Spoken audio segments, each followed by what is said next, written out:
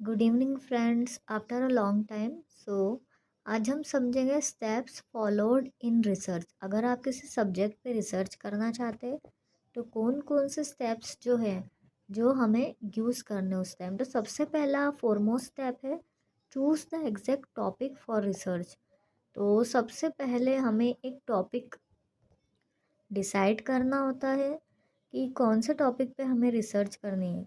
क्या वो टॉपिक आपके इंटरेस्ट का है इसलिए आप रिसर्च करना चाहते हैं कि आपको उस पर फर्दर स्टडी करना है, या आप चाहते हैं कि आप जो अभी मार्केट में कंडीशन है एग्जिस्टिंग उसको इम्प्रूव करने के लिए उस पर रिसर्च करना चाहते हैं, या आपका पर्सनल कोई एम्बिशन है।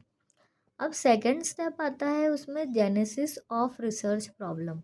अब देखिए इसमें रिसर्चर की पर्सनालिटी पे भी बात होगी, क्योंकि जो रिसर्च कर रहा है तो वो उसके लाइक्स और डिसलाइक्स भी आ जाते हैं अंदर। तो प्रॉब्लम कैसे जनरेट हुई, ये आप जेनेसिस ऑफ रिसर्च को यूँ समझ लीजिए। वो देखता है कि प्रॉब्लम कैसे जनरेट हुई।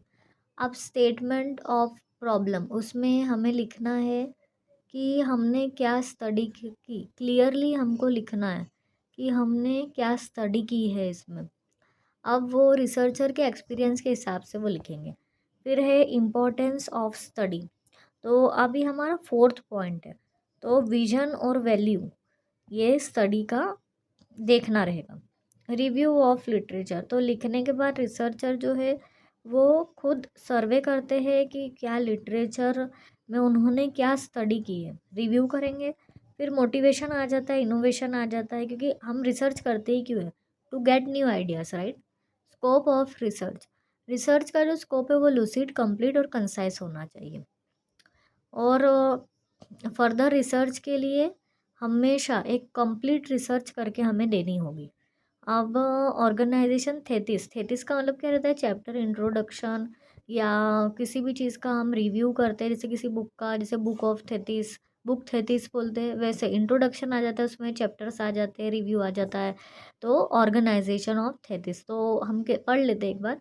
Generally a thesis consist of chapters like introduction, review of literature, profile of study.